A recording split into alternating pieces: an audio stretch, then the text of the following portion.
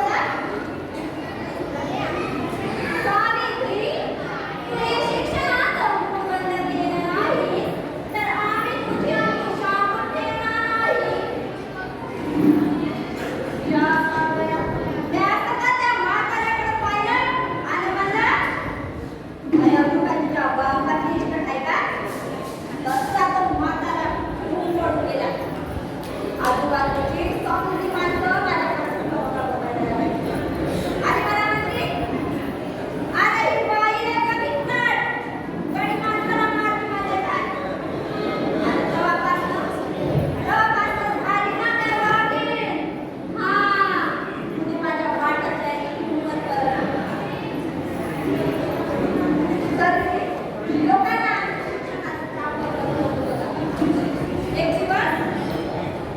एक दिवस परत एक झाडाला शिकणारा मानाया काय सांगायला आणि मला सांगायला म्हणा गोविंदराव अहो गोविंदराव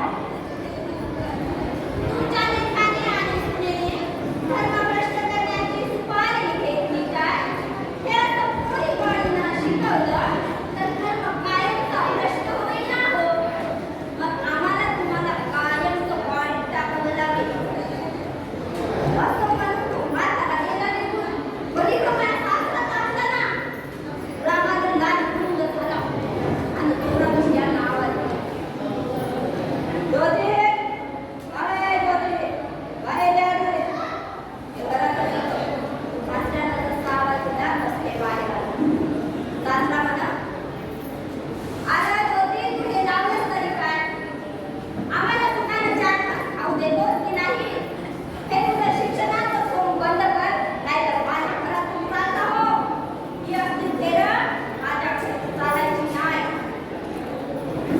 अवस्थाचं कसं का असं म्हणलं ते लागली की बंदर करत चालायला कोणते खराब आहे त्यांना अहो एकटे सुद्धा चालला मला मला ते पोरी पाडीना शिकवायचं आहे मी तर एकटे घरी बसून काय करू अंगावरल्या कपड्यांची आणि दोघी घराबाहेर पडतो वर उन्हाचा कफर खाली पायात चपलाना तसंच आम्ही दोघं तेवढ्यात त्यांचं चित्र भेटला उस्मान शेख त्याचं नाव उस्मान शेख म्हणला अरे बंद पेटीत आमच्या घरी येऊन राहा तिथं शाळा सुरू करा तुम्हाला समाजकार्य करायचं असेल तर हा उस्मान शेख पाठच्या भावासारखा तुमच्या पाठीशी उभा राहील घरच्या लोकांनी आम्हाला थांबायला पण उस्मान शेखने आम्हाला जायला घरी आमची शाळा पुण्यात झाली आता शाळेचा पसारा वाढला कोणी वाढीची संख्या वाढत होती काय एकटीनं एवढ्या मोठी वाढणार तेव्हा हे मला म्हणलं सावित्री आपल्याला आणखी शिक्षिका तयार कराव्या लागतील मुलींना जास्तीत जास्त शिकवायचं असेल तर आणखी शिक्षिका तयार कराव्या लागतील तेव्हा मला उस्मान शेखची बहीण फातिमा शेख तिला शिक्षिका म्हणून तयार झाली आणि त्या काळी फातिमा शेख ही भारतातील मुस्लिम समाजातील पहिली महिला शिक्षिका ठरण्याचं कार्य आवश्यक होतं. आता ही मला म्हणा सावित्री आपण पुस्तकं लिहायची पुस्तकं लिहून लोकांना काय चांगलं काय वाईट हे शिकवलं. मग यांनी शेतकऱ्यांचे असून गुलामगिरी ही पुस्तकं लिहिली त्याने ब्राह्मणाची पुस्तकं ही पुस्तकं लिहिलं आपण डोळे डोळे पुस्तकं बघायला एक दिवस ते मला म्हणलं सावित्री पुस्तकं लिहून झाली भाषणं पण देऊन झाली पण या लोकांच्या डोक्यात प्रकाश कसा का पडत नाही सावित्री आता आपण कृतीमधून दाखवून द्यायचं की समाज परिवर्तन करू शकतो पण नेमकी कृती कोणती करायची तेवढ्यात दारामध्ये आवाज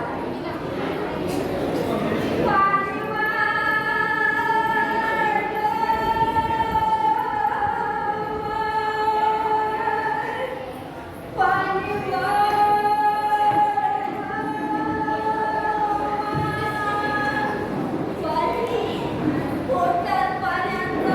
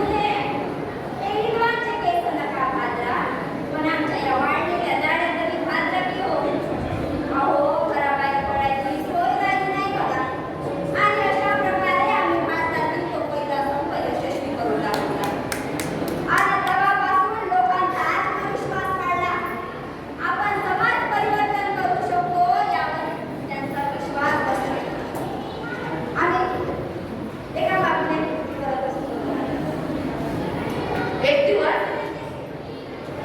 सायंकाळच्या टायमाला मी आपल्या काकू चालत बघा. तेवढ्यात ते मुलीला घेऊन आली माझ्यासमोर.